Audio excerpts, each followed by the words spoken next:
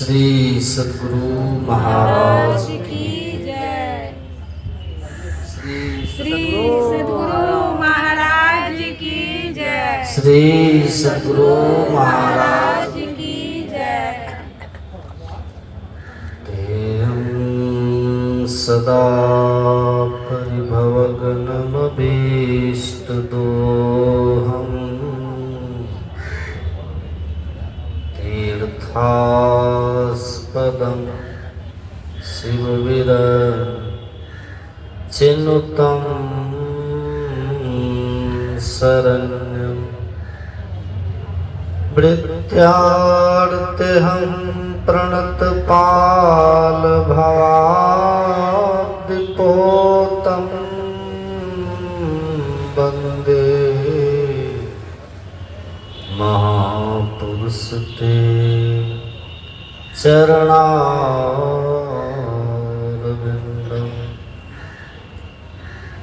अखण्डानन्दबोधाय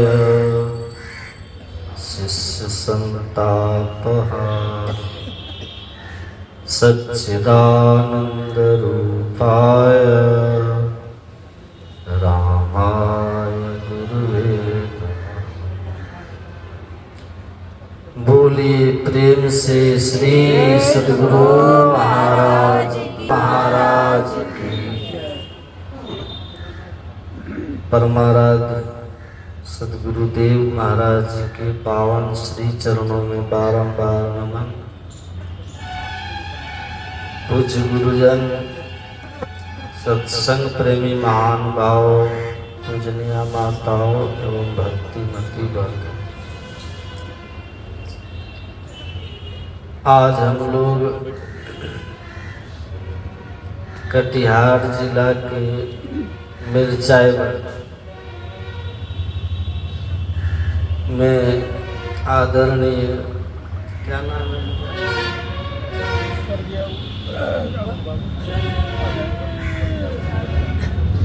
स्वर्गीय अरुण भगत जी के पुण्य बरखी में श्रद्धांजलि के अवसर पर हम लोग यहाँ सत्संग कर रहे हैं। गुरु महाराज जी से उनकी आत्मा की शांति के लिए हम लोग यहाँ सत्संग करने बैठे हैं और यहाँ बैठकर स्तुति प्रार्थना, सद्ग्रंथ का पाठ और प्रवचन के माध्यम से सत्संग के क्रम में विषय का पाठ करके उस पर हमारे आदरणीय मुकुंद बाबू बड़ी अच्छी बात आप लोग को सुना रहे थे। अभी हम लोगों ने सुना था, अपने प्रजाओं को बुला के उपदेश दिया है और उपदेश में भगवान ने मानव तन की महत्ता बताई। भगवान खुद खड़े हुए और प्रजाओं को संबोधित करते हुए भगवान ने कहा, हे मेरी प्रजाओं, यह जो मानव का शरीर आपको मिला है, ये बड़े भाग से मिला है और यह मानव का शरीर भगवान कहते हैं देवताओं को भी दुर्लभ है। देवता भी इस मानव तन के लिए तरसते। भगवान तो यहाँ केवल सुर दुर्लभ कहते हैं और रामायण में ही आप पढ़ेंगे दूसरी जगह का भुसुंडी जी ने कहा, जीव चराचर जांचत जेही। जिस मानव तन को चर अचर जितने जीव है सब चाहता, वही मानव का शरीर है। आइए हम लोगों को मिला, कैसे मिला? आपने सुना था, इस मानव तन को अपने से कोई पा नहीं सकता। कोई सोचे कि हम पुण्य कर्म करें अथवा और भी किसी तरह का कर्म करें और मानव तन पा लें, ये नहीं। यह मानव का तन प्रयास साध्य नहीं है। हम प्रयास करके इसको पाना चाहें नहीं होगा। और मैंने ये भी सुना है, दुनिया का कोई भी बड़े से बड़े पद वाले कोई व्यक्ति हो या फिर कोई देवी देवता हो, ये मानव का तन नहीं दे सकता। ये मानव का तन जब भी मिलेगा, एकमात्र पर ब्रह्म परमात्मा, हम जिनकी संतान है, जिनका हम अंश है, उनकी कृपा से। वही आपने भी पाठ में सुना, भगवान कहते हैं, आकर 4,84,000 योनि भ्रमत यह जीव विनाशी, फिरत सदा माया कर प्रेरा, काल कर्म स्वभाव गुण घेरा। भगवान कहते हैं 4 खानियों में 84 लाख योनिया। 4 खानी कौन सब है? अंडज, पिंडज, उष्मज और अंकुरज। ये 4 खानियां। और इस 4 खानियों में 84 लाख प्रकार की योनियां कौन सब है? एक संत ने ये भी गिनाया। संत कहते हैं 30 लाख स्थावर जानो। स्थावर कहते हैं जो एक ही जगह पे स्थिर होकर के रहे। संत कहते हैं स्थावरों का जो प्रकार है, इसकी जो क्वालिटीज है, वह 30 लाख प्रकार का। पेड़ पौधा पहाड़ जो एक ही जगह पे स्थिर रहते हैं। अब पेड़ भी है तो तरह तरह का पेड़, पौधा है तो विविध प्रकार के पौधे, बहुत कुछ। तो इसका प्रकार कितना है? 30 लाख प्रकार, गिनती कीजिएगा। और फिर जो जल में चलने वाले प्राणी, जो जलचर है, उसका प्रकार है 9 लाख। 9 लाख सब जलचर जान। तो 30 और 9 कितना हो गया? 39। 11 लाख कृमि कभी गाए। कृमि कीड़े मकोड़े कीट पतंग, इसका प्रकार है 11 लाख। 39 से 11 50। 20 लाख पशु जानो भाई। 20 लाख है पशुओं का प्रकार। तो 50 20 70। 10 लाख पक्षी गण बताए। पक्षियों का प्रकार है 10 लाख। 70 10 80। 4 लाख बानर समुदाय। जब यह 84 कट जाई, तब मानस के तन पुनि पाई। अंतिम में 4 लाख प्रकार का बंदर है। आपने देखा होगा बंदर कितने तरह के होते हैं। कहीं देखिए काला मुंह वाला लंगूर लोग कहते हैं, कहीं देखिए लाल मुंह वाला, तरह तरह का 4 लाख का प्रकार बंदर है। ये सब मिला करके 84 लाख प्रकार की योनियां। भगवान कहते हैं कि हे मेरी प्रजाओं, यही जो 84 लाख प्रकार की योनियां हैं, इसी में ये जीव बहुत भटका। 84 भुगती घनी, अब बहुत सही जम मार। जम की मार बहुत खाए। अभी जो आप हम मनुष्य बने हैं ना, कितनी सुंदर व्यवस्था है, देख रहे हैं ना। भूख लगती है भोजन कर लेते, प्यास लगती है तो पानी पी लेते,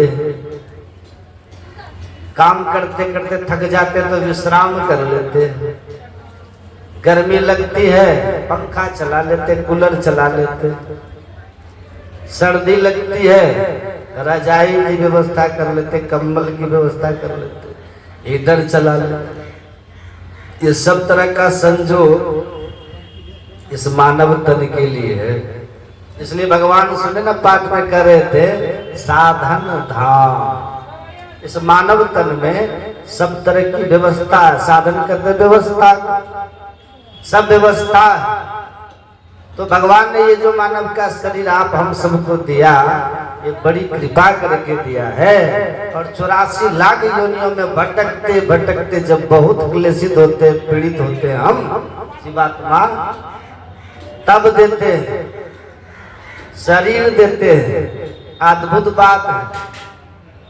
आपने कभी देखा, जो भी मनुष्य हो सब 3.5 हाथ के होते, आपके हाथ से, दूसरे के हाथ से नहीं, अपने हाथ से सबके सब 3.5 हाथ के होते। आज जो बच्चा जन्म लेगा ना, आज ही उसको अपने हाथ से नाप करके देखिएगा तो वो भी 3.5 हाथ का होगा। और जो 50 साल के पुराने हैं ना, उनको भी नाप करके देखिए, वो भी अपने हाथ से 3.5 हाथ का ही होगा।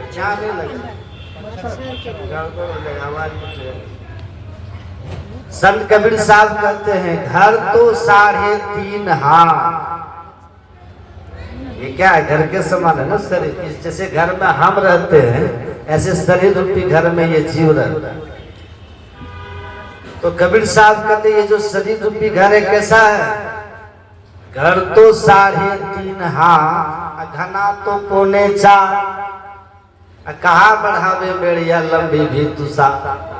कभी कभी कोई व्यक्ति 4.25 हाथ के भी अपवाद स्वरूप हो जाता है, नहीं तो प्राय सब 3.5 हाथ। अब सवाल है कि 3.5 हाथ का ही क्यों? प्रश्न हो सकता है किसी को कि भगवान ने इस मानव तन को 3.5 हाथ का ही क्यों बनाया? 4 हाथ का बना देते, 5 हाथ का बना देते, 3.5 हाथ का ही क्यों? कारण क्या है? सुनिएगा ध्यान से। सुन रहे हैं ना सब? ध्यान से सुनिएगा। एक जगह सत्संग हो रहा था तो बहुत भीड़ थी। 2, 4, 5 बूढ़ी माताएं सत्संग से निकल के चल दी घर की तरफ। तो रास्ते में लोगों ने पूछा, कहाँ गई थी? कहाँ गए थे सत्संग में? तो सुने नहीं, कहा हम लोगों के लायक सत्संग नहीं था। क्या मतलब? सत्संग में कह रहा था जिसको मोक्ष चाहिए वो क्या करे, जिसको मोक्ष चाहिए कैसा साधन भजन करे, हम लोग मोक्ष लेकर क्या करें? उनको कहने का भाव था, वो मोक्ष को मोक्ष समझ रहे थे। दाढ़ी मोक्ष जो हम लोग बोलते हैं ना, माताएं कुछ ज्यादा है सीधी होती है ना, का हम लोग मोक्ष लेके क्या करेंगे? लेकिन मोक्ष का भाव इस मोक्ष से नहीं है। मोक्ष का अर्थ होता है छुट्टी, मोक्ष का अर्थ होता है छुटकारा, मोक्ष का अर्थ होता है स्वतंत्रता, मोक्ष का अर्थ होता है पराधीनता से छुट्टी, स्वतंत्र हो जाना, आजाद हो जाना, निर्बंध हो जाना, निर्द्वंद हो जाना, निर्ग्रंथ हो जाना, ये है मोक्ष। अभी विचार कीजिए, हम लोग बंधन में हैं कि छूटे हुए हैं? विचार कीजिए, सोचिए हम लोग अभी किस दशा में हैं, किस स्थिति में हम लोग हैं? विचार करना चाहिए। और सत्संग इसी के लिए होता है। हमारे गुरु महाराज जी ने कहा है कि सत्संग हम क्यों करें, सत्संग करने का उद्देश्य क्या है? तो हमारे सदगुरु महाराज जी ने कहने कृपा की, संशय दूर बहा। सत्संग हम इसलिए करते हैं कि तद विषयक, जिस विषय की चर्चा हो, जिस विषय का पाठ हो, उसी से संबंधित कोई संशय मन में न रह जाए। संशय सत्संग से समाप्त होता है। और दूसरी बात, दृढ़ ज्ञान समझाए, बोध दे बुद्धि को हरते। पहली बात तो सदगुरु महाराज जी कहते हैं सत्संग का भाव है कि संशय बिल्कुल भी ना रहे। जो सुने उसके लिए निर्भ्रम हो जाए, निरसंशय हो जाए। और दूसरी बात, सत्संग यदि सुने तो बुद्धि में बात अट जाए, दृढ़ हो जाए, बात घर कर जाए, जम जाए हमारी बुद्धि, तब सत्संग का फल हुआ। अने तो सत्संग में गए, संशय लगा ही रहा, तो सत्संग में आए, बुद्धि की दृढ़ता नहीं हुई, ज्ञान की पकड़ नहीं हुई, समझ में बात नहीं आई, तो फिर हम घर से भी गए और सत्संग से भी गए, तब क्या लाभ। इसलिए बात को समझ लेना चाहिए खूब बढ़िया से, सब खूब ढंग से समझ लीजिए और संशय न रहे, निर्भ्रम हो जाए, निसंशय हो जाए, बात को खूब बढ़िया से समझ लो।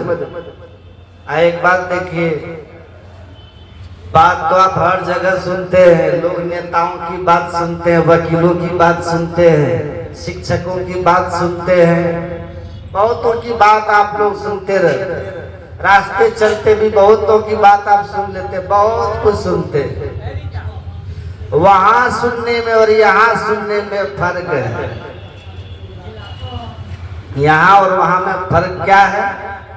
यहाँ सुनने से बुद्धि की निर्मलता, यहाँ सुनने से बुद्धि की पावनता, और सबसे बड़ी बात, यहाँ यदि आप ढंग से सुनेंगे न ज्ञान की बातों को, या आपका संस्कार बन जाए, और आज नहीं के लिए ज्ञान आपको काम देगा।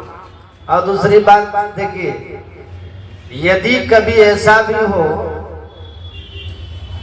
यदि समझे तब तो अति उत्तम है, और यदि नहीं भी समझे तब भी सत्संग में बैठे रहे, तब भी हानि की तो बात ही नहीं, लाभ ही लाभ।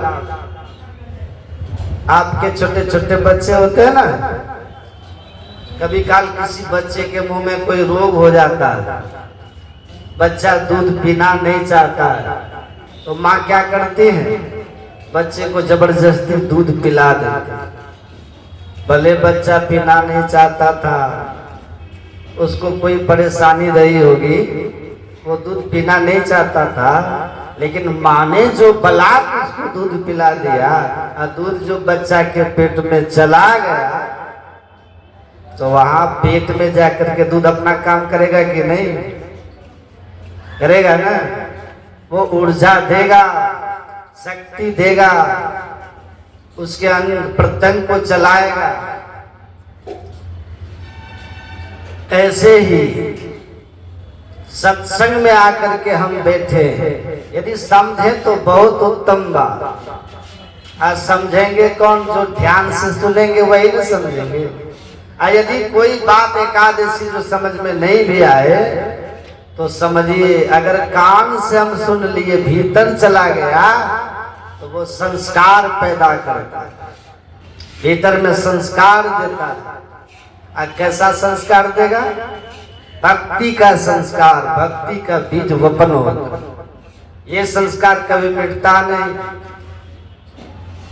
ये अमानत रहता है। भगवान श्री कृष्ण ने तो कह दिया, भगवान ने तो प्रतिज्ञा करके कहा, कौन्ते प्रति जाने ही नव में भक्त प्रणश्यति।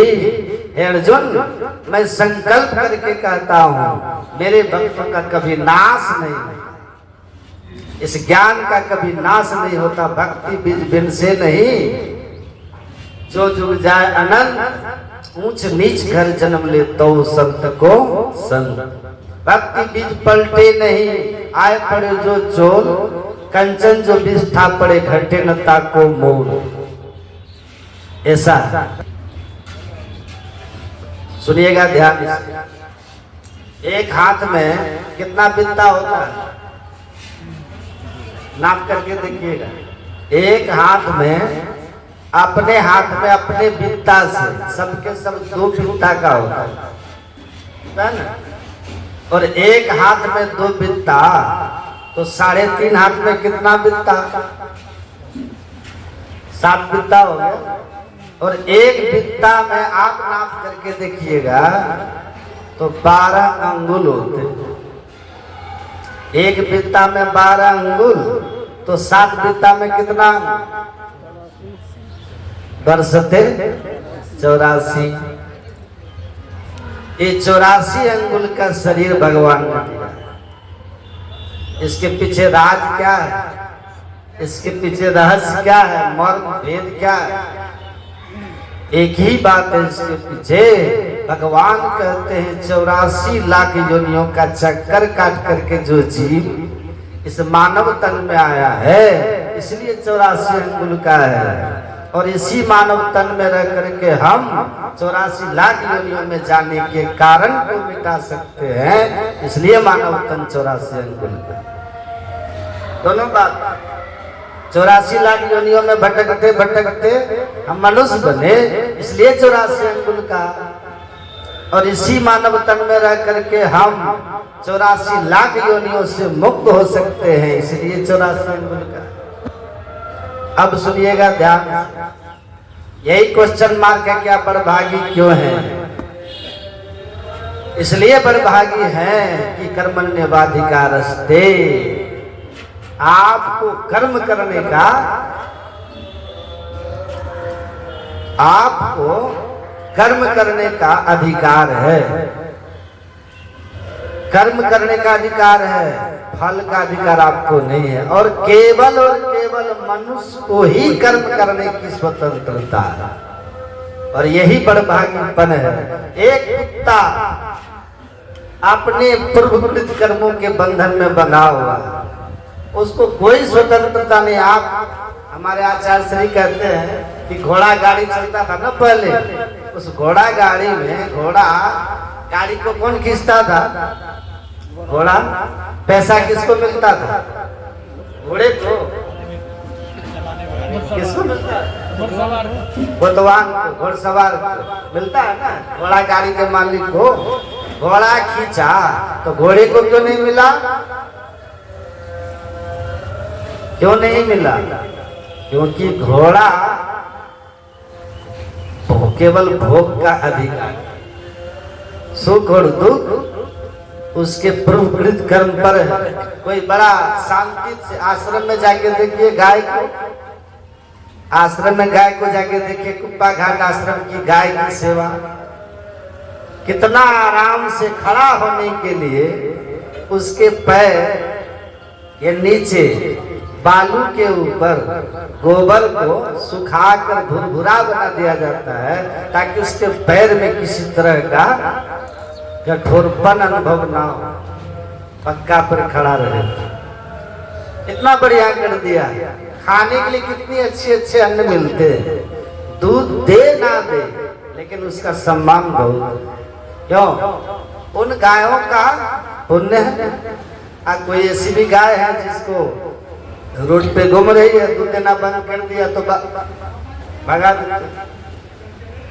आप अपने बैल को जोत करके हल चला करके उपजा लेते हो फसल, और आपने बैल को आप कहो कि लो इसमें से 25 किलो जाओ सत्संग में दान कर देना, मंदिर में दान कर देना, गरीब को दान कर देना। बैल करेगा? कर्म कर सकता है बैल? हल खींचेगा, क्योंकि पूर्वकृत कर्म से वो बैल है। और जिस योनि में है वहां केवल भोग है, वो अपने भोग से मुक्त होने के लिए कोई उपाय नहीं कर सकता। लेकिन केवल और केवल मनुष्य ही एक ऐसा है जिसको कर्म करने की स्वतंत्रता है। आप अपने भाग्य को बदल सकते हैं, मनुष्य अपने भाग्य का निर्माता है, और इसलिए मनुष्य बड़भागी है। देवताओं के लिए भी कहा, किसी लोक में जो रहने वाले हैं उनके पास भी शुभ कर्मों का फल है, लेकिन वो भी अपने फल, शुभ कर्मों की समाप्ति के बाद पुण्य छीन सोई देव स्वर्ग से नरक में आवे। लेकिन मनुष्य जीते जी नरक से स्वर्ग में जा सकता है, और कुकर्म करके सुखमय जीवन को नरक बना सकता है। और यही सिर्फ एक बार कर्म की स्वतंत्रता, मोक्ष का द्वार। अगर आप मोक्ष के द्वार में प्रवेश करने का साधन करते हैं, उसके लिए आपको सत्कर्मी बनना पड़ेगा। ना वो रिझे जब तक कि ने ना काया को जारे, ना वह रिझे धोती टांगे, ना काया को पखारे, दया करे धर्म मन राखे। घर में रहे उदासी, अपना सा दुख सबका जाने, ताहि मिले अविनाशी। आपको सत्कर्मी बनना पड़ेगा।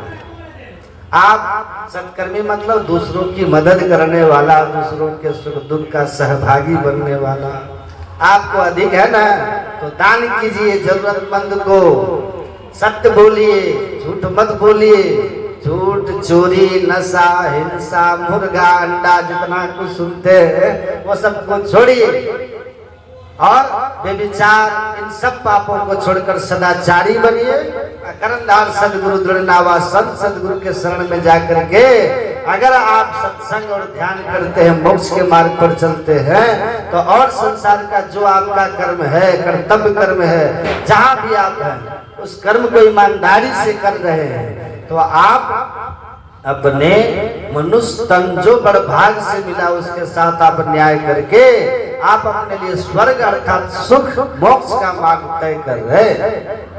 पर इसी शरीर को पाकर अगर आप न मोक्ष मार्गीय है, न सदाचार के मार्ग पर है, न भक्ति मार्ग पर, मतलब भक्ति सदाचार सत्कर्म को त्याग कर या जीवित सुखम जीवित वाली भावनाओं पे हैं, जो खाना है खाइए, जो पीना है पीजिए, जो करना है करिए, बेईमानी शैतानी एक दूसरे के साथ क्या कहते हो उतना हम जानते भी नहीं है, पर आप आपस में लड़ते झगड़ते एक दूसरे का पैर खींचते हैं, कहते ऐसा मत करिए, सहयोगी बनिए।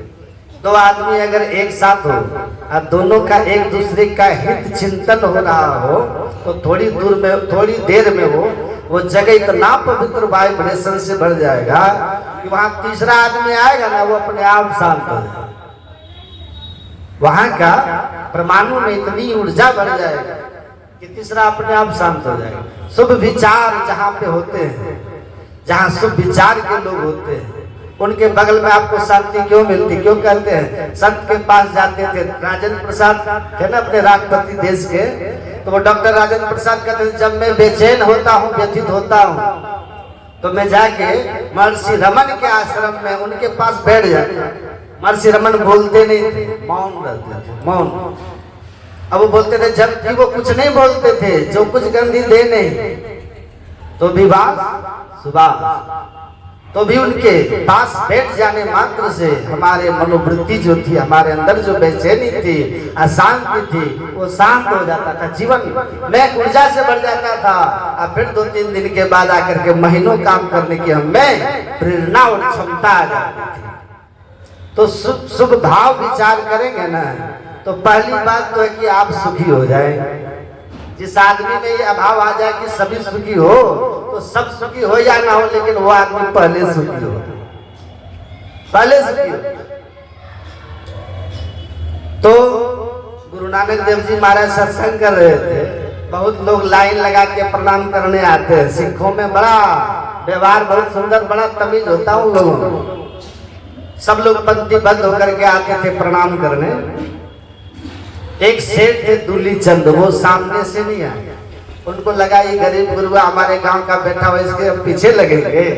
वो बगल से आए, आकर के सोना का 5 सिक्का रख दिए, स्वर्ण सिक्के, अब प्रणाम किया। तो गुरु नानक देव तो समझ गए, संत थे ना, धन का अहंकार है और अहंकार से सब कुछ भिन्न से, चाहे धन का अहंकार हो, विद्या का अहंकार हो, रूप का अहंकार हो, चाहे जाति का अहंकार हो, अहंकार जिसका भी जीवन में किसी कारण से है, वो विनाश की ओर ही ले जाता है, पतन का मार्ग प्रशस्त करता है।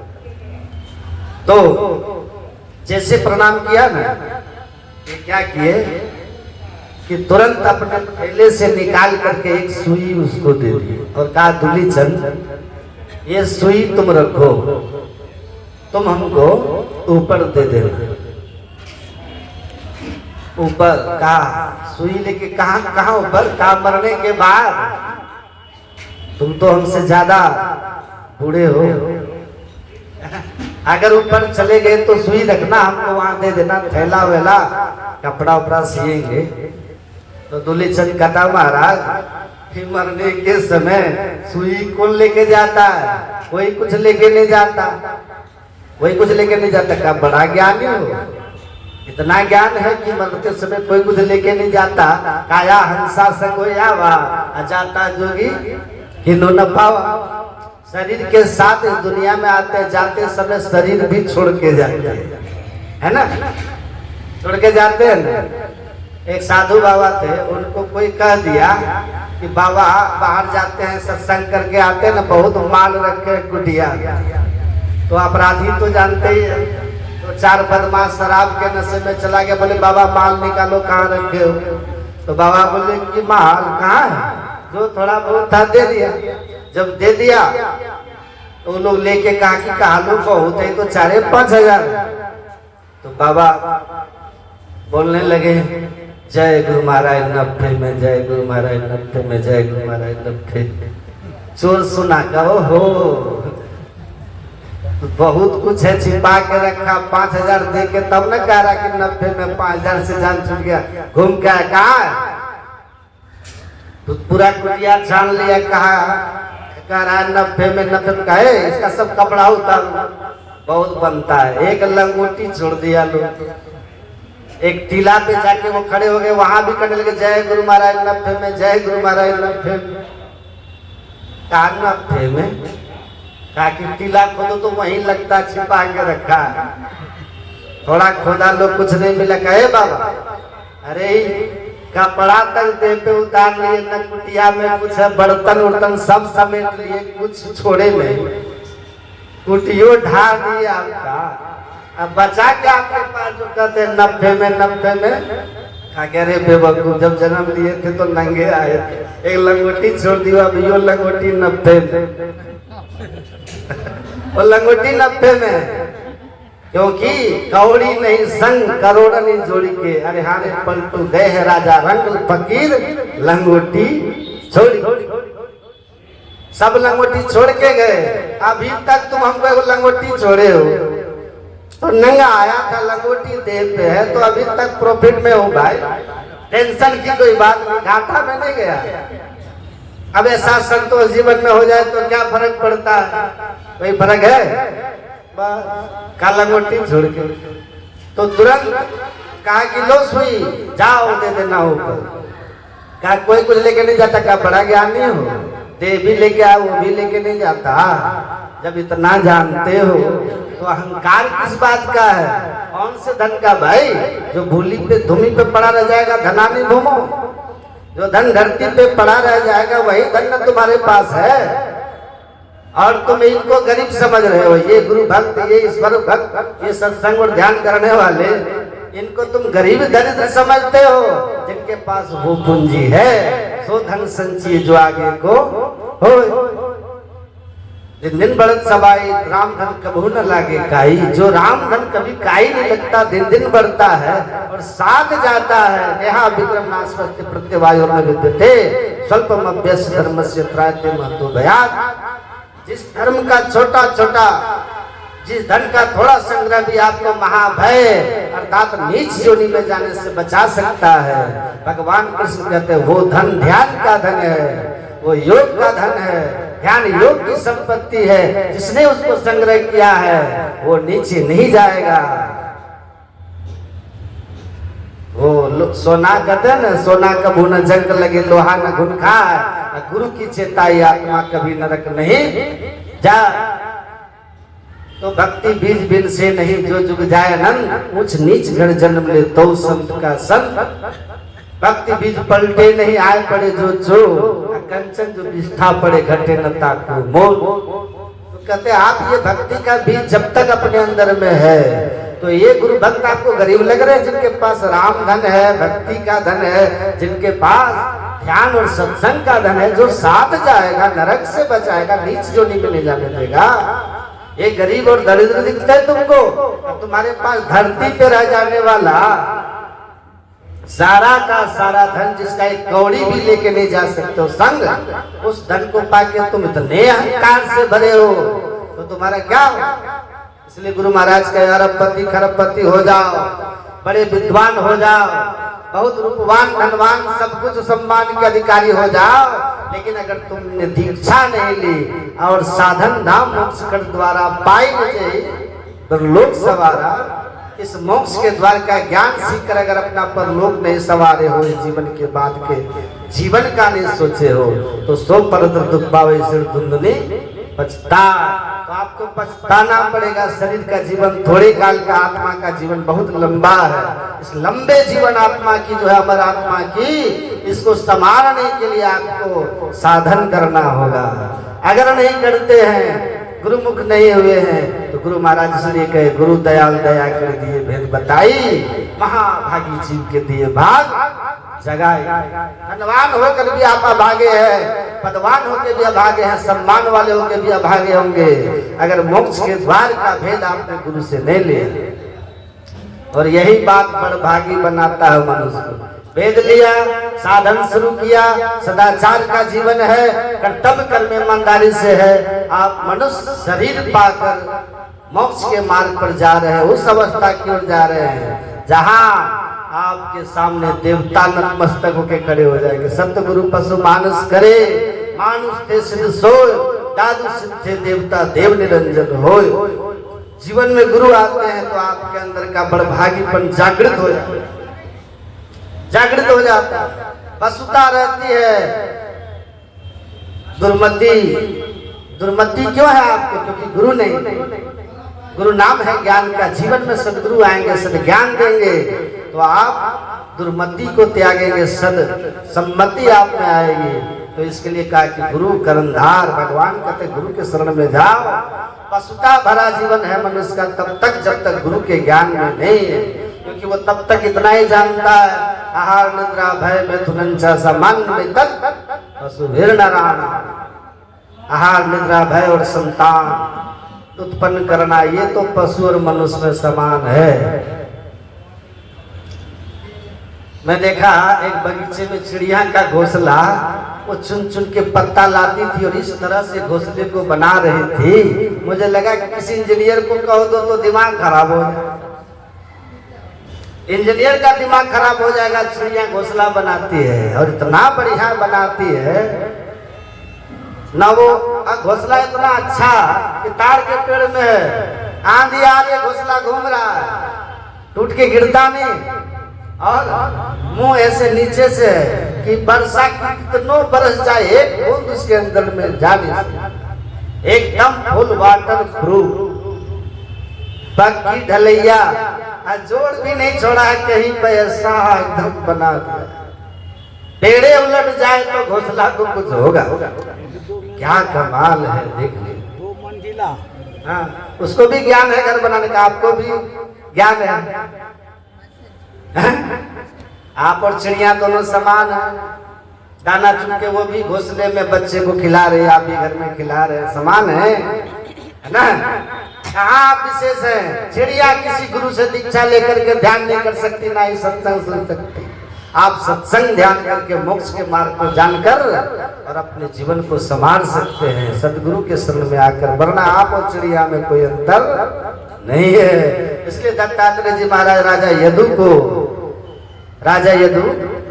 यदुवंश जिससे उत्पन्न हुआ, उस यदु महाराज को कहते हैं यह प्राप्त मानुषे लोके मोक्ष द्वार मपावृतम गृहेषु शक्तस् ठगवत् तमारूढ़ं चित्तं विदु।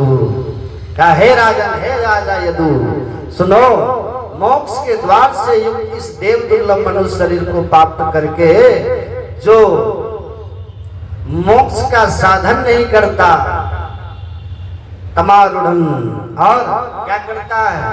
खग सप्तस खगवत, खग मतलब चिड़िया, चिड़िया की तरह गृहेषु अपने घर परिवार में संतान में आसक्त होकर रहता है, वह मनुष्य चिड़िया की तरह ही है। और ऐसे जीवन जीने वाला आहार निद्रा भय में तुम संतान वाले में क्या होता? तमारूढ़ं चित्तं विदु, अंकुरज मिट्टी से उत्पन्न होने वाला, उसके ऊपर है कौन? जो नहीं, जो गर्मी से पैदा होता ना, फल में कीड़े लग जाना, माथा में वो जो ढील होता है, हाँ, ये सब क्या है? ये गर्मी से पैदा होते हैं, उस्मज बोलते हैं इसको। 4 खानियों में 84 लाख, ये 4 खानी। तीसरा है जिसको आप बोलते हैं अंडर, अंडा से पैदा होना, सांप, पक्षी अंडे से पैदा होता, और चौथा है पिंडज, जो माँ के गर्भ से पैदा लिया। गाय, भैंस, बकरी, आदमी, ये सब मनुष्य, ये सब आता है ना, सीधे गर्भ से शरीर आता है। ये 4 खानी 84 लाख योनि। तो 84 लाख योनियों में अंकुरज से उसमज श्रेष्ठ है, उसमज से अंडज श्रेष्ठ है, अंडज से पिंडज श्रेष्ठ है। और पिंडजों में चौपाया, और उनमें सबसे ज्यादा 2 पाया मनुष्य श्रेष्ठ। और इतना श्रेष्ठ है कि देव दुर्लभ है, क्योंकि 84 आकर 4,84,000 जो ब्रह्मति है जीव अविनाशी जीव 84 लाख योनियों में भ्रमण करके मनुष्य शरीर में आया। इतनी ऊंचाई है कि देव दुर्लभ है, लेकिन ऐसे शरीर को पाकर पाई नहीं परलोक सवारा। पाकर के जो गुरु से युक्ति लेके परलोक से नहीं समारा, अपने आगे के जीवन की परवाह नहीं किया। तमारुणम चितम विदु, है ना। हम लोग वैदिक सनातन धर्मावलंबी है ना, हम लोग वैदिक है। और वैदिक धर्म में वेद को प्रधान ग्रंथ माना गया है। पर वेद सब कोई पढ़ नहीं सकते। वेद को पढ़ने के लिए योग्यता चाहिए, उसके लिए आपको ज्ञान की गंभीरता, ज्ञान की गहराई चाहिए, उच्च कोटि की समझ चाहिए। वेद पढ़ना सबके बस की बात नहीं है। तो महापुरुषों ने उसी वेद ज्ञान को समझाने के लिए, उनको सरल बना करके, सहज बना करके, सर्वग्राह्य बना करके समझाने के लिए, सबको ये आसानी से समझ ले, वेद ज्ञान को जान ले, जान करके हृदयंगम करे, इसके लिए महापुरुषों ने बहुत विचार किया। और अपने यहाँ इस काम को करने के लिए भगवान का अवतार भी हुआ। उसी में एक अवतार का नाम है वेदव्यास जी महाराज, महर्षि वेदव्यास। वेदव्यास जी महाराज ने एक ही वेद का 4 विभाग किए, और उसी को और ठीक से समझाने के लिए वेदव्यास जी महाराज ने महाभारत ग्रंथ की रचना की। और भी खूब बढ़िया से समझाने के लिए और सरल बनाने के लिए वेदव्यास जी ने उसी वेद के भाव को, वेद के ज्ञान को, वेद के संदेश को समझाने के लिए वेदव्यास जी महाराज ने 18 पुराणों की रचना की। आज सबको पता है अपने 18 पुराण है ना, जिसमें 17 को तो पुराण कहते हैं और एक को महापुराण कहते हैं, जिसको कहते हैं श्रीमद् भागवत महापुराण। उस भागवत महापुराण में वेदव्यास जी महाराज ने इसी वेद ज्ञान को समझाने के लिए तरह तरह से प्रसंग बस का विवेचन किया। आज सबको पता होगा इस भागवत ग्रंथ के जो मुख्य वक्ता है वो कौन है? सुखदेव जी महाराज। श्रोता कौन है? परीक्षित जी महाराज, है ना। तो सुखदेव जी महाराज ने परीक्षित जी महाराज से कहा, अथवा यूं कह दीजिए कि वेदव्यास जी महाराज ने ऐसा वर्णन किया, लिखा है, इस संसार में 3 चीज बहुत दुर्लभ है। दुर्लभ कहते हैं उसको जिसको पाना बहुत कठिन है, जो बड़ी कठिनाई से मिले, जिसको पाने की थोड़ी मेहनत करना पड़े, परिश्रम करना पड़े, दौड़ भाग करना पड़े, हिम्मत जुटानी पड़े, और तब मिल सके, तब उसका लाभ हो सके, उसी को कहते हैं दुर्लभ। वेदव्यास जी कहते हैं, लिखते हैं, इस संसार में 3 चीज बहुत दुर्लभ है, अर्थात इन 3 चीजों को पाना बहुत कठिन। कोई बहुत मेहनत करे, बहुत परिश्रम करे, बहुत पुण्य करे, जिनके भाग्यों का उदय हो जाए, अथवा जिन पर ईश्वर की बड़ी कृपा हो जाए, ये सब संजोग जब जीवन में लगता है, तब व्यक्ति को 3 चीजें भागवत में वेदव्यास जी कहते हैं, दुर्लभो मानुषो देहो, पहला यही नाम छन्भंगुरा, दूसरा तत्रापि दुर्लभम मन्ये वैकुंठ प्रिय दर्शनम, तीसरा। वेदव्यास जी कहते हैं संसार में जो सबसे दुर्लभ चीज है, जिसका पाना बहुत कठिन है, जो अपने से कोई व्यक्ति पा नहीं सकता, अथवा दुनिया का कोई व्यक्ति भी जो नहीं दे सकता, वो पुण्य करके पा सकता, न तो मेहनत करके पा सकता है, किसी के सहयोग से पा सकता है, न तो वो जो सबसे पहली वस्तु है, सबसे प्रधान पदार्थ है, वेद व्यास जी कहते हैं वो है मानव का शरीर। ये अपने से कोई नहीं पा सकता। आप बहुत मेहनत कर लीजिए, बहुत पुण्य कर लीजिए, बहुत दान कर लीजिए, बहुत यज्ञ कर लीजिए, और सोचिए कि अपने से हम मानव तन प्राप्त कर लेंगे, ये बड़ा कठिन है। वेद व्यास जी कहते हैं ये मानव का तन पाना बहुत कठिन है। मानव तन पा लिए तो फिर सब सुलभ हो जाता। मानव के शरीर में है तो सुंदर सुंदर भोजन भी कर लेते हैं। मानव के शरीर में है अच्छा कपड़ा पहन लेते हैं और अनुकूल कपड़ा पहन लेते हैं। अभी देखिए गर्मी का समय आया ना, गर्मी में जैसा वस्त्र आपको चाहिए, जैसा पोशाक आपको चाहिए, जो अभी के वातावरण के अनुकूल है, ऐसा कपड़ा आप पहन लेते हैं कि नहीं? ठंडी लगती है, चादर ओढ़ लेते हैं, कम्बल ओढ़ लेते हैं, स्वेटर पहन लेते थे, टोपी पहन लेते थे, अग्नि जला के घूरा ताप लेते थे, धुनी ताप लेते थे। ठंडी का समय मानव का तनाव को मिला, ये सब व्यवस्था आप कर सकते हैं कि नहीं? लेकिन और सब में ये व्यवस्था कुत्ता ऐसा कर सकता है, गाय ऐसा कर सकती है, अन्य कोई जीव ऐसा नहीं कर सकता। ये मानव तन में सब तरह की व्यवस्था अनुकूलता है। मानव ही बढ़िया बढ़िया भोजन बना करके, वो सुंदर महल बना करके तब उसमें रहने का सुख लेते। मनुष्य एक से एक भोजन बना करके उसका स्वाद लेते, रस स्वादन करते। गाय के लिए, भैंस की तो बस निश्चिंत वो हरी घास ही सब दिन खाएगा, वो बस कुट्टी भूसा ही खाते रहेगा। लेकिन मनुष्य कभी खीर खाता है, तो कभी पूरी खाता है, कभी तरह तरह का मिष्टान खाता, मेवा खाता। 56 प्रकार के व्यंजन कौन करता है? मनुष्य तो करता है। ये सब व्यवस्था है। इसलिए वेद व्यास जी कहते हैं ये मानव का तन जो अभी मिला है, जहाँ सब तरह की अनुकूलता व्यवस्था है, ये अपने से कोई नहीं पा सकता।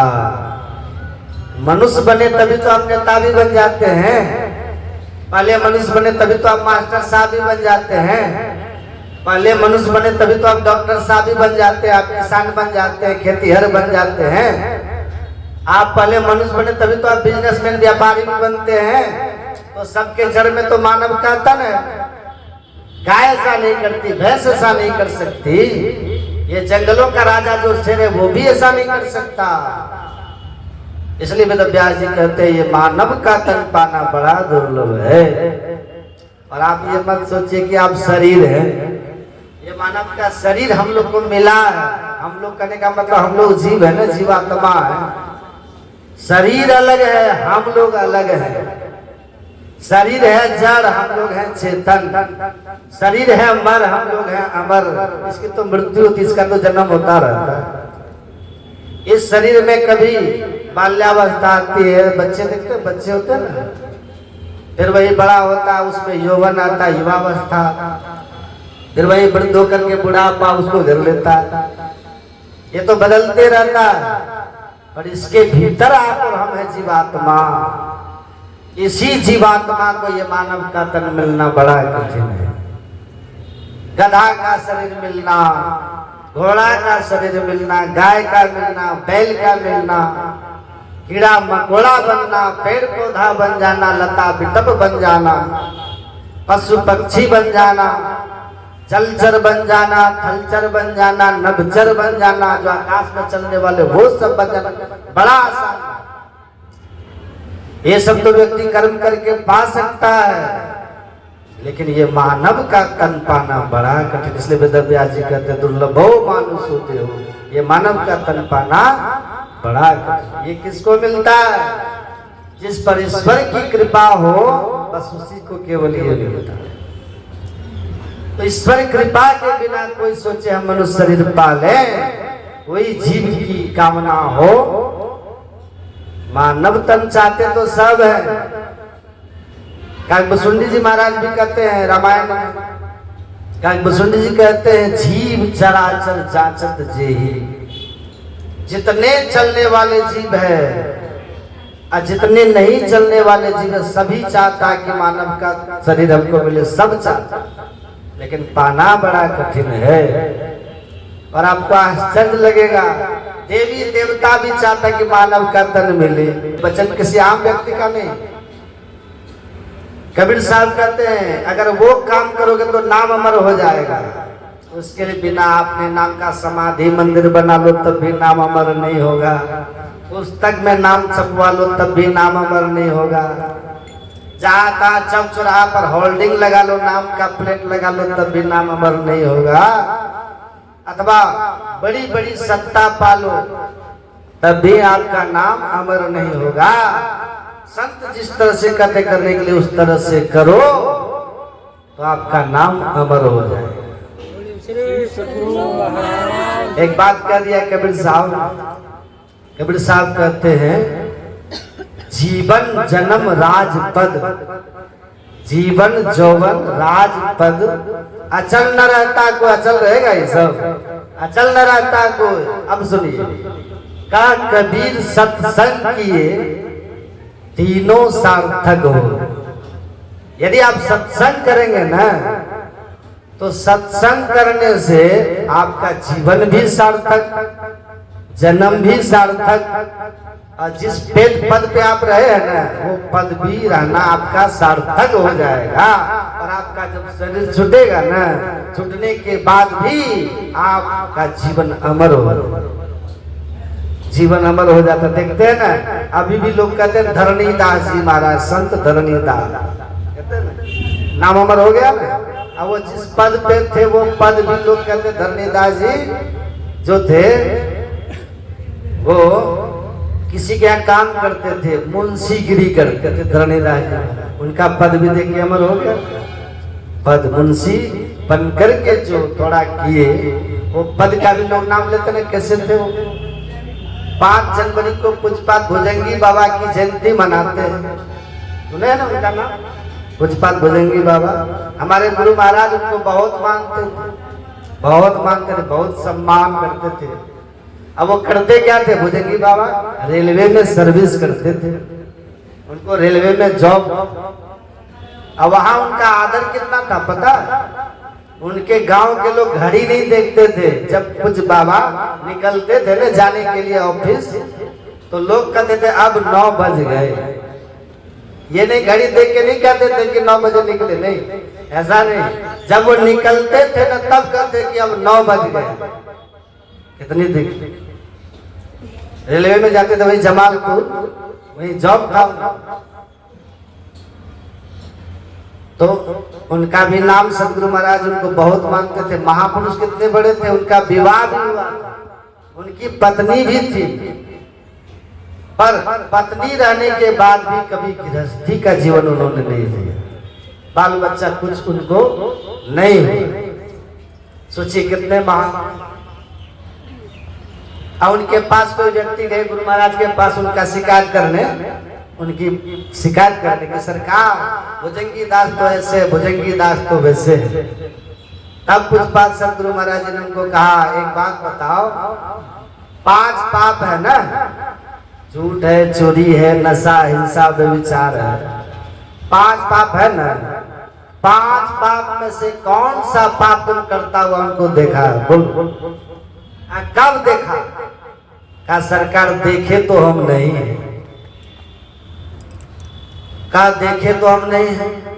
तब गुरु महाराज कहे जो देखा उसको बुला के लाओ, जो देखा उनको 5 पाप में से एक भी पाप करते उनको बुला करके लाओ। अब वहां झूठ बोल सकता है कोई गुरु महाराज के सामने? हिम्मत है कि नहीं? को सब पीछा गए। का तुम लोग झूठ मूठ का कलंक लगाते हो, बहुत स्नेह करते थे सदगुरु महाराज।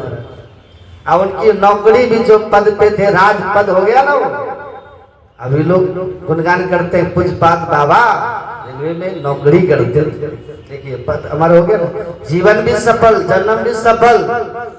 श्यामा चरण लाहिड़ी का नाम सुने? वो भी रेलवे में सर्विस करते थे।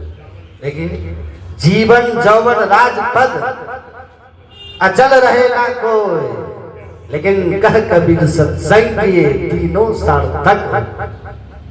तीनों सार्थक हो जाता है। जीवन भी अमर हो जाएगा, नाम भी अमर हो जाएगा, जन्म भी सार्थक हो जाएगा, और जो रोजगार व्यापार आप करते होंगे उसका वो भी रह जाएगा। कबीर साहब ताना बना करते थे ना, आज भी लोग कहते हैं कबीर चाले हाथ को कहे न कोई पतिया, 5 टके का 2 पट्टा 7 टके को जाए। देखिए उनके रोजगार का भी अमर, सब अमर हो गया। आखिर ये कैसे हुआ? कबीर साहब कहते कह कबीर सत्संग किए। माता सबरी को क्या कहा था भगवान ने? प्रथम भगति संतन कर संगा।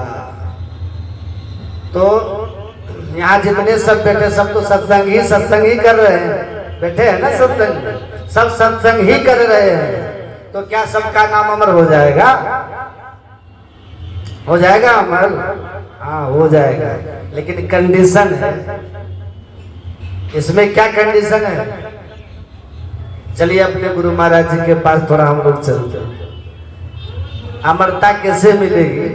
कुछ बुझेगी बाबा को देखे आप लोग? एकदम साधारण भेष में रहते थे, उजला कपड़ा गिरुआ भी नहीं पहनते, लेकिन जहां रहते थे वहां गुफा खोद कर धरती में सुरंग बनाकर उसके भीतर ध्यान करते, समय से नौकरी करते। अब विचार कर, तो कबीर साहब कहते हैं कंडीशन है, सत्संग तो सब कर रहे हैं, सत्संग में सब बैठे, लेकिन किस सत्संगी का नाम अमर होगा? अब देखिए हमारे गुरु महाराज जी ने थोड़ा इसको संकेत किया, सुन लीजिए थोड़ा सा। अपने गुरु महाराज जी कहते हैं नित प्रति सत्संग कर ले प्यारा, तेरा कार सरे सारा।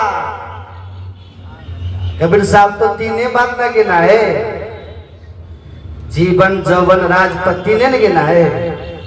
आपने सतगुरु महाराज जी कहते साहब नित्य प्रति सत्संग कर ले प्यारा, तेरा कार सरे सारा। अब सुनिए, अब असली बात गुरु महाराज का, सार कार का निर्णय करके धर चेतन धारा, अधर चेतन धारा पिंड के पारा दसम द्वारे का। धर चेतन धारा, अगर चेतन का मतलब क्या होता है? चेतन का अर्थ क्या होता है? चेतन कहते ही उसको है जिसकी मृत्यु नहीं, जिसका नाश नहीं होता। चेतन का मतलब क्या? अविनाशी। चेतन का मतलब क्या? जिसका कभी नाश न हो। चेतन का मतलब क्या? जिसकी मृत्यु कभी ना हो, वही है चेतन।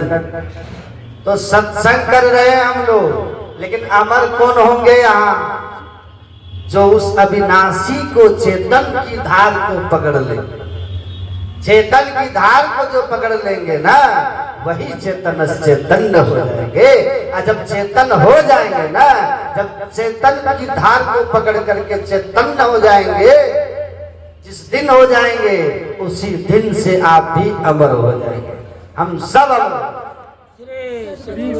यही कंडीशन है, वरना जीरो हो जाएगा, जीरो ही रहेगा।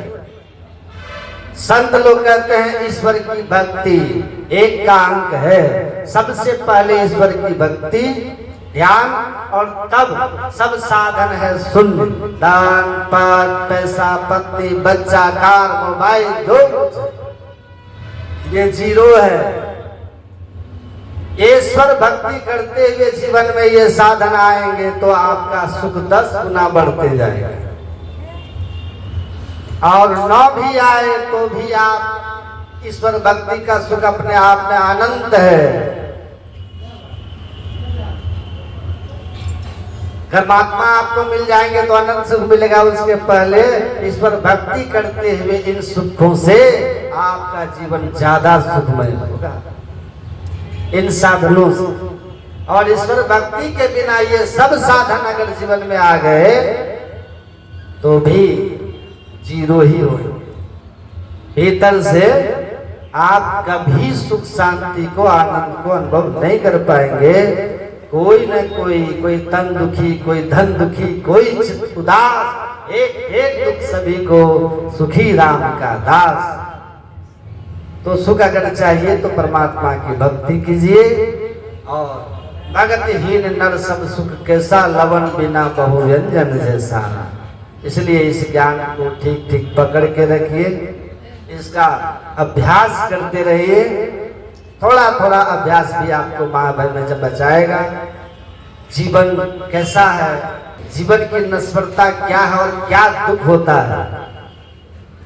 छोटा सा एक बालक, बड़ा सुंदर सा बच्चा, जानते हैं अपने पिता के साथ में कार में बह गया। देख करके एकदम से उस बच्चे का तस्वीर देख करके मेरी तो एकदम अंतरात्मा एकदम भीतर से दर्द हुआ। सब कुछ सही था, चल रहा था, किसी को पता नहीं कि मौत सामने खड़ी है और एक झटके में सब खड़े। तो जीवन कल पर कुछ भी मत छोड़ना, सुबह शीघ्रम, शुभ काम शीघ्र करो, नहीं तो बस माया जोड़ी जोड़ी नर राखत जतन करी, कहत ही एक दिन मेरे काम आई है।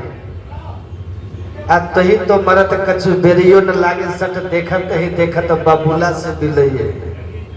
धन तो धन ही रहे, कौड़ी नहीं संग गहे, रीते हाथ आए जैसे रीते हाथ जय। करिल सुकृत यह बेरिया न फिर आवे, सुंदर कहत नर फिर पछतई। कहते पानी के बुलबुले की तरह ये जिंदगी कहाँ नष्ट हो गए बताइए। लेकिन हम लोग काल की पूरी सोच करके व्यवस्था करते रहते हैं, और जिंदगी ऐसी है कि तुरंत साथ छोड़ जाए, और अरमान सब धरे के धरे रहे। कहते उचित काम कर लेना, मानव तन मिला है, बड़ा अनमोल चोला है, बड़े जन्मों के बाद चोला पाया, देखो जी इसे दाग ना। गुरु गोविंद सिंह कहते बहुत जन्म भटके हो, अनेक जोनियों में मानव जीवन मिला है, दाग मत लगने दे। जो काम के लिए भगवान भेजे हैं ना, कि पाई न जेही पर लोग सवारा, पर लोग संभाल लेने के लिए, मोक्ष पाने के लिए, तो संसार का काम करते हुए कर्णधार रूपी सदगुरु के शरण में जाकर सब युक्ति लेकर के ध्यान भजन कीजिए। थोड़ा थोड़ा भी ध्यान भजन करते रहिएगा, ये संस्कार मनुष्य शरीर से गिरने नहीं देगा। कल के भरोसे कोई मत रहिएगा कि कल करेंगे। कल कौन देखा था बच्चा को, उसके बच्चे की जिंदगी, उनके पिता जानते हैं कार में थे, नदी पार कर रहा था, फाटक किसी का किस तरह खुल गया, इतना तेज धारा है कि नीचे का पुल के ऊपर से कारें बहा के लिए। सोचिए, एक क्षण पहले उनको ये भान था कि आज हम जो पुल घर से जो निकले वापसी नहीं होंगे, कोई जानता? इसलिए कहा पांव पल की खबर नहीं, करे काल की साज, काल अचानक मारसी ज्योति उतर को बाद। तो टाला टूली दिन गया, टाला टूली में जीवन को मत छोड़िएगा, भजन भक्ति में अपने समय को लगाइएगा, शुभ काम शीघ्र कर लीजिए। भगवान कृष्ण कहते हैं थोड़ा थोड़ा भी भजन का अभ्यास करोगे ना ध्यान का, तो ध्यान योग का आरंभ की यही महिमा है कि थोड़ा थोड़ा भी कर रहे हो तो ये संस्कार मनुष्य शरीर से नीचे नहीं गिरने देगा। शरीर छूटेगा, स्वर्ग जाओगे, फिर मनुष्य शरीर में आओगे। गुरु महाराज की कृपा से हम लोग यहाँ पर सत्संग में शामिल हुए, और मैं एक बार फिर उस दिवंगत आत्मा की शुभ गति के लिए गुरु महाराज जी से प्रार्थना करता हूँ, ईश्वर से प्रार्थना करता हूँ, और आप सभी तमाम लोग जो इस सत्संग में आए, आप सब लोगों का भी मंगल हो, कल्याण हो। बोलिए प्रेम से श्री सद्गुरु महाराज। हाँ मल्यापन करवा दीजिए, मल्यापन करवाइए ना, पहले मल्यार्पण करवा लीजिए ना, मल्यार्पण।